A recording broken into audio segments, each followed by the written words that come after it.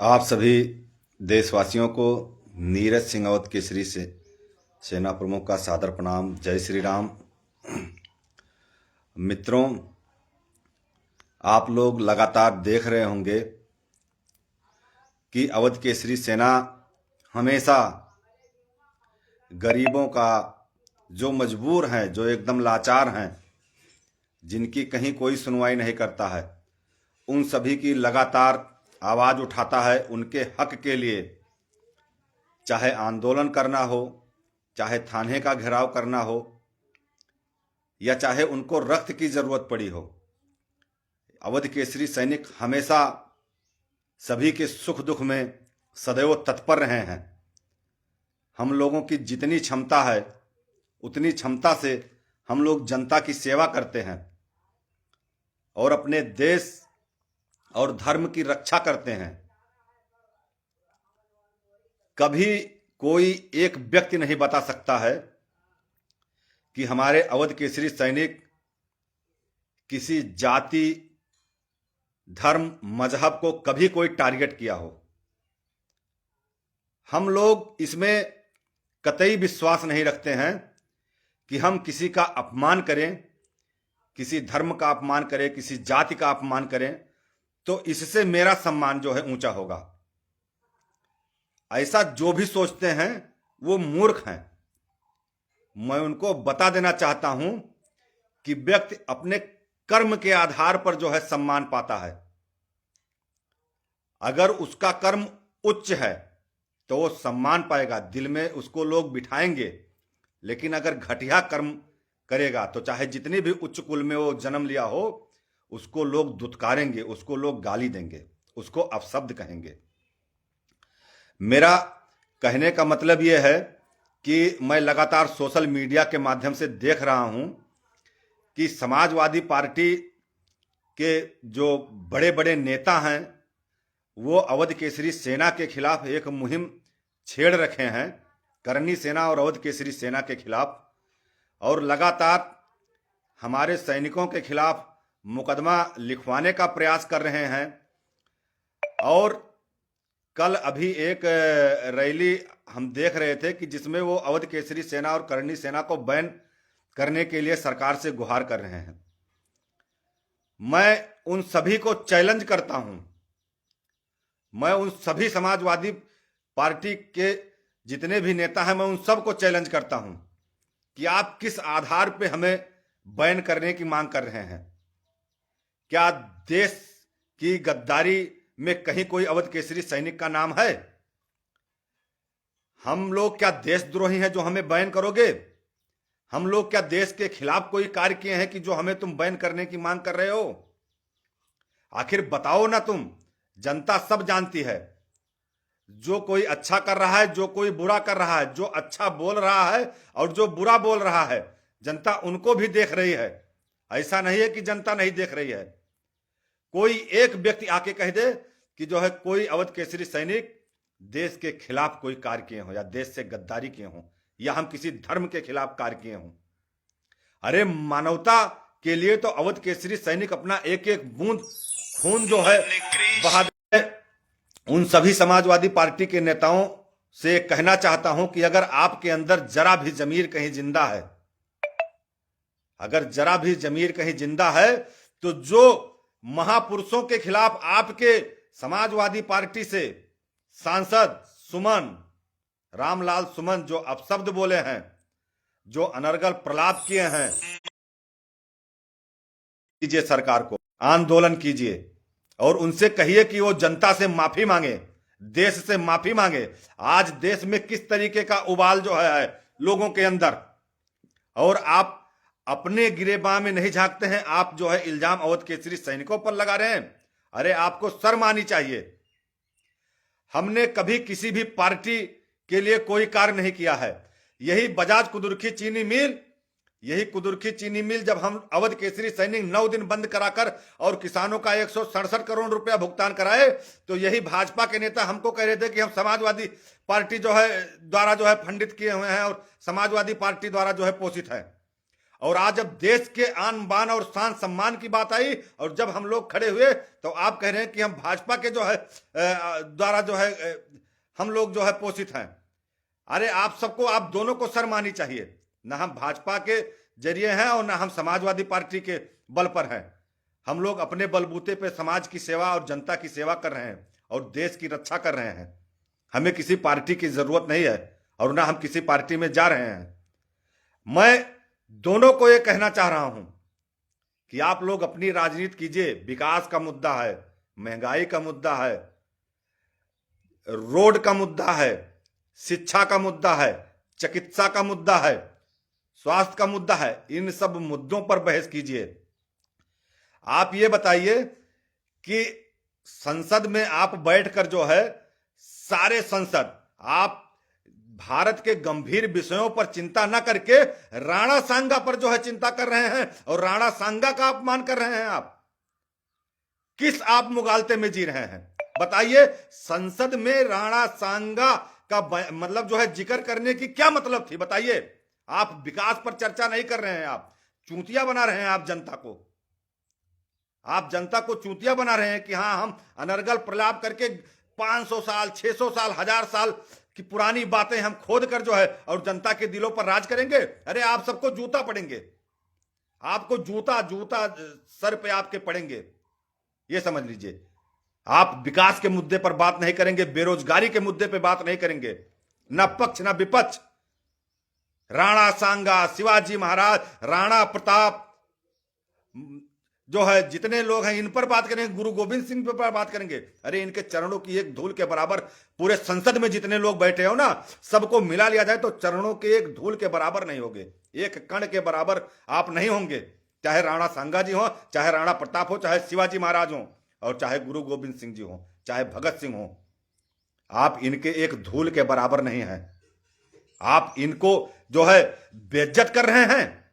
किसने अधिकार दे दिया? रामलाल सुमन, तुमको किसने अधिकार दे दिया कि आप जो है राणा सांगा और राणा प्रताप का जो है आप जो है बयानों से अपने जो है आहत करेंगे और उनको टारगेट करेंगे? अरे तुम्हारे बाप दादा, तुम याद करो, तुम चाहे जो होगे, आज सांसद होगे, विधायक होगे, तुम अपनी जो है पुरखों में जाओगे तो तुम्हारे बाप दादा हम लोगों के यहां गोबर काटते थे। मैं वो बात नहीं कहना चाहता हूं, समझ रहे हो ना। तुम जैसे जो औकात वाले जो आज सांसद और विधायक बने बैठ रहे हो ना, घूम रहे हो और जो अनर्गल प्रलाप कर रहे हो, पहले पता करो कि तुम किसके यहां जो है जाके हल जोतते थे और किसके यहां गोबर निकालते थे।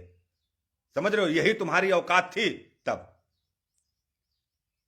और तुम आज बात कर रहे हो, तुम जो है देश के सम्मान और स्वाभिमान पर बात कर रहे हो, अवध केसरी सैनिकों पर तुम बैन लगाने की बात कर रहे हो। तुम सबको शर्म नहीं आती है? राजनीति कर रहे हो, भ्रष्टाचार पर राजनीति नहीं करोगे, नानी मर जाएगी तुम्हारी, पक्ष विपक्ष दोनों। बेरोजगारी पर राजनीति नहीं करोगे, जो है महंगाई पर राजनीति नहीं करोगे। राजनीति किस पर करोगे? राणा सांगा पर राजनीति करोगे। राणा सांगा का इतिहास मालूम है? शरीर पे 80-80 100-100 घाव थे और फिर भी युद्ध जो है करके भारत की आन बान सम्मान और स्वाभिमान के लिए अपने प्राण तक को न्यौछावर कर दिया। तुम उनकी बात कर रहे हो? उनको तुम किस अधिकार से? तुम्हारा अधिकार नहीं है, रामलाल सुमन हो और चाहे ये गोंडा का एक तरुण परुण है। अरे तुम सब जिस दिन मिल जाओगे ना, इतना जूता मारा जाएगा ना कि तुम्हारा जो है चेहरा नहीं पहचानने में आएगा। तुम्हारे बाप दादा जो है हज्जामगिरी करते थे, आज भी तुम लोग बाल काटते हो। आज पता है जो एक अभी छत्रियों पर एक बयान दिया है, ये गोंडा का नपुंसक, इसका अभी जो है उधर खारी घाट इसका घर है और इसके बगल में एक सहिबापुर है, इसका बाप वहां पे अभी भी दाढ़ी बाल का सैलून चलाता है, काटता है, बाल काटता है। इसकी यही औकात है। आप लोग जान लो, ये जो तरुण पटेल है जो बोला है छत्रियों के खिलाफ, इसका बाप अभी भी जो है नाव का काम करता है, हज्जाम है।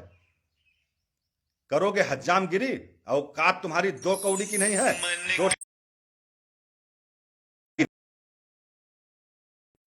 तुम विघटन पैदा करोगे। सोच रहे हो कि हम एक वर्ग का नेता हो जाएंगे, हम अपनी राजनीतिक रोटी सेक लेंगे, बस लोग हमको नेता मानने लगेंगे। हम एक जात बिरादरी, अरे हम हर जातियों की मदद करते हैं। आ जाओ ऑफिस में, कार्यालय में, हमारे घर पर आ जाओ, रोज पर डे 150 लोगों की मदद करते हैं, हेल्प करते हैं।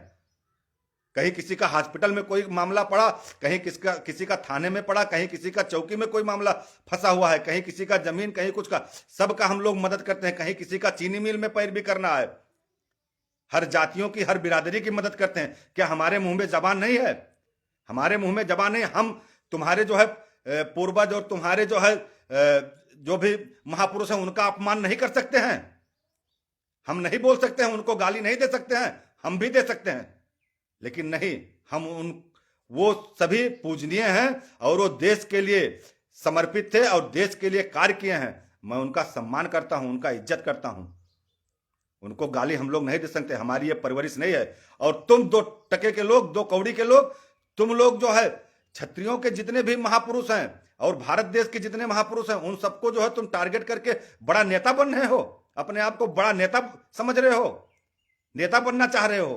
तुमको ढंग से नेता बनाया जाएगा, तुमको ढंग से नेता बनाया जाएगा। ये जितनी जनता देख रही है और जितनी जनता जो है सुन रही है ना, ये जनता तुमको बहुत ढंग से नेता बनाएगी, चिंता ना करो। तुम्हारे अंदर जो नेतागिरी का कीड़ा काटा है ना कि हम विधायक बन जाएंगे, हम सांसद बन जाएंगे, अरे तुम इतना जूता मारे जाओगे ना, इतना जूता मारे जाओगे कि तुम्हारा चेहरा पहचानने में नहीं आएगा। 2 बाप की संतान हो तुम लोग। तुम पहले जाके पता करो, जितने लोग भारत देश के महापुरुष के खिलाफ बोले हैं, चाहे वो समाजवादी पार्टी हो चाहे कांग्रेस के हों, वो पता करो उनके 2-2 बाप 3-3 बाप रहे होंगे, उनका खुद का कोई इतिहास नहीं रहा होगा। वो सब दोगले हैं, 2 बापों के जने होंगे, तभी वो जो है भारत के महापुरुषों पर जो है वो लोग आपत्ति कर रहे हैं और अपमानजनक बातें कर रहे हैं। अगर एक बाप के जने होते और अगर सच्चे हिंदू होते तो उनके जुबान से कभी जो है महापुरुषों के लिए अपमानजनक बातें नहीं निकलती। हम लोग सभी का सम्मान करते हैं, चाहे भगवान श्री राम हो, चाहे भगवान श्री कृष्ण हो, और चाहे संत रविदास हो, काशीराम हो, बाबा साहब अंबेडकर हो, हम लोग सभी का सम्मान करते हैं। समझ रहे हो, ये हमारे खून में है। हम लोग अपने देश को अपना देश समझते हैं। हम लोग विघटनकारी जो है बातें नहीं करते हैं। हम लोग तोड़ने वाली बात नहीं करते हैं कि भारत को हम लोग तोड़ें, लेकिन तुम घटिया लोग, तुम लोग जो है तोड़ने वाली बात करते हो। और इसके बाद में जब तुम्हारे ऊपर चढ़ाई कर दिया जाएगा, जब तुम कमजोर पड़ने लगोगे, तब कहोगे कि हम दलित हैं। उस टाइम तुम दलित नहीं थे, जब तुम्हारे मुंह से जो है काली जुबान से तुम्हारे जो है अनर्गल प्रलाप निकल रहा था। जब तुमको जो है करणी सेना वाले जब तुमको तुम्हारे घर पे चढ़े, तब तुम दलित दलित करने लगे। और अखिलेश यादव, राम गोपाल यादव और शिवपाल यादव को भी मैं सुन रहा था, अरे तुम 1 नंबर के जो है हरामी आदमी हो, तुम लोग 1 नंबर के हरामी आदमी हो, तुम्हारा सबका कोई चरित्र नहीं है। तुम लोग खाली फूट डालो और राज करो वाली नीति अपना रहे हो। जाओ कर देना मुकदमा, जितना मुकदमा करना होगा। मुकदमा से हम भी नहीं डरते हैं। तुम जिस भाषा में अगर गलत बोलोगे उसी भाषा में सुनोगे। एक बात है सोच लो सपा प्रमुख, अगर तुम गलत बोलोगे तो गलत सुनोगे, बिल्कुल गलत बर्दाश्त नहीं होगा। और 12 तारीख को आ रहे हैं, रामलाल सुमन आ रहे हैं तुम्हारे ताबूत में आखिरी कील ठोकने के लिए। तुम लोग लिखाओ मुकदमा जो है अवध केसरी सैनिकों पर, तुम लोग जो है करो टारगेट, तुम लोग 2 ज्ञापन बैन करने की मांग करो। कैसे बैन करोगे? क्या court, high court, supreme court और जो जनपद में जो कोर्ट है, वो कोर्ट के जो जज बैठे हैं वो तुम्हारे कहने से चलेंगे? उनको नहीं दिखाई देता है कि हाँ ये अवध केसरी सेना वाले या करनी सेना वाले ये देश के लिए कार्य करते हैं और देश तोड़ने वाली बात नहीं करते हैं? अरे तोड़ने वाली बात तुम जेएनयू में नारा लगा दोगे कि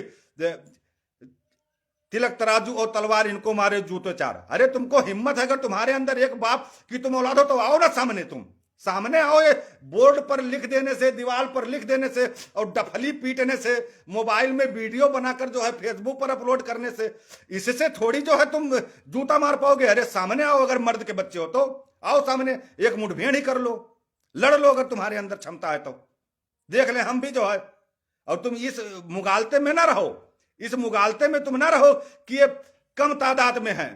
अरे हम फाड़ डालेंगे यार जो है, तुम तादाद की बात कर रहे हो। अरे सामने आओ ना, तुम सामने आओ, तुम तादाद और संख्या पर मर जाओ कि हमारी संख्या कम है। संख्या वो सब धरी रह जाएगी। 10 लोगों को जहां फाड़े और जहां मारे ना, तहां तुम्हारी हजारों की भीड़ जो है ये पता नहीं लगेगी कहां चलोगे। समझ रहे हो? ये ना देखो कि हम 5% हैं, हम 7% हैं, हम 3% हैं। परसेंट पे मत जाओ। जो है हमारे अंदर जो क्षमता है, उस क्षमता का तुम नाप नहीं ले सकते थर्मामीटर से। हिम्मत है जो, समझ रहे हो? हिम्मत के बदौलत ही हम लोग राज कर रहे हैं। कोई खैरात में हमें राज नहीं मिला हुआ है और खैरात में हमें कोई सत्ता नहीं दे दिया है। अगर हमारे पूर्वज या हमारे जो है लोग अगर कहीं ऊंचाई पे पहुंच रहे हैं तो अपने मेहनत के दम पर पहुंच रहे हैं, उनके अंदर वो कुव्वत है, तब वो वहां पर पहुंच रहे हैं। कोई थाली में सजाकर उनको नहीं दे दिया है कि ये लो भैया जो है तुम इतने बड़े पद ले लो, मुख्यमंत्री बन जाओ, फलाना बन जाओ, धमाका बन जाओ। समझ रहे हो ना? ये अनर्गल प्रलाप, अनर्गल बयान मत करो। जो है सब पता है, तुम्हारी हैसियत हो, तुम्हारी औकात भी पता है और हम जानते हैं कि हमारी क्षमता क्या है। क्षमता पर कभी संदेह मत करना, और अगर जिस दिन संदेह होगा आके मिटा लेना संदेह।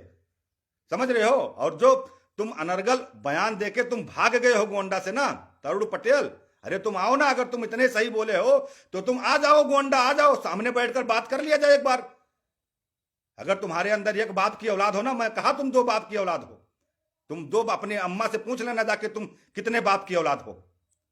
तुम 2 बाप की औलाद हो, भोंसड़ी वाले नहीं के। अगर तुम्हारे अंदर एक बाप की औलाद है, मैं खुले लाइव से गाली दे रहा हूं तुम्हारे, अगर तुम एक बाप की औलाद होगे तो तुम आ जाना गोंडा, जो है सामने बैठ के इसे बात कर लेना हमसे, जहां बताना मैं तुम्हारे घर पे चलाऊंगा। अगर तुम एक बाप की औलाद हो, मेरा नंबर 6387083885 पर फोन करना और मुझे बताना कि नीरज भाई तुम यहां पे आ जाओ, मैं तुम्हारे घर पे आ जाऊंगा भोंसड़ी वाले, और वहां पे बैठ के बात कर लेना। जो है ठीक है कि जो है पता कर लेना, राणा सांगा पर बात कर लेना, चाहे क्षत्रिय इतिहास पर बात कर लेना, चाहे जिस पे बात कर लेना, तुम जिसका तुमको दिल करेगा उस पर तुम बात कर लेना। तुम गोंडा से भाग क्यों गए? अगर तुम्हारे अंदर इतनी ही क्षमता थी और इतना ही तुम सही थे, इतना ही तुमको नेता बनने का शौक था, तुम भागे क्यों गोंडा से? आ जाओ गोंडा जो है, और गोंडा बैठ के बात कर लो। वहां तुम दिल्ली और हरियाणा बैठकर मोबाइल से जो है तुम वीडियो बनाकर तुम बड़े शेर बने हो। अगर तुम शेर हो और बहादुर हो तो तुम आ जाओ, सामने आ जाओ। मैं निमंत्रण देता हूं तुमको, खुली चुनौती दे रहा हूं कि आओ, तुम अपने घर पे आओ, वहां बुलाओ, मैं वहां आता हूं तुमसे बात करने। अरे तुमको इतना जूता मारा जाएगा ना कि जो तुम्हारी हरी पगड़ी है वो बत्ती बना के इसे घुसेड़ देंगे तुम्हारे। समझ रहे हो ना? ये तुम्हारी ऐसे घुसेड़ देंगे, ऐसे निकलेगा मुंह से ऐसे जो है चूतिया कहीं के। कभी बोलना मत, जो है गोंडा में सुरक्षित नहीं रहोगे। गोंडा में ये समझ लेना, गोंडा में गलत बोलकर इतिहास के जितने भी महापुरुष हैं और जितने भी हमारे देश के आजादी के लिए जितने भी हमारे प्राण न्यौछावर किए हैं, जो जो क्रांतिकारी शहीद हैं, अगर इन पर अगर कोई भी गलत बोला तो उसकी जुबान ऐसे खींच लिया जाएगा राखी लगाकर, और यही भाई खींचेंगे।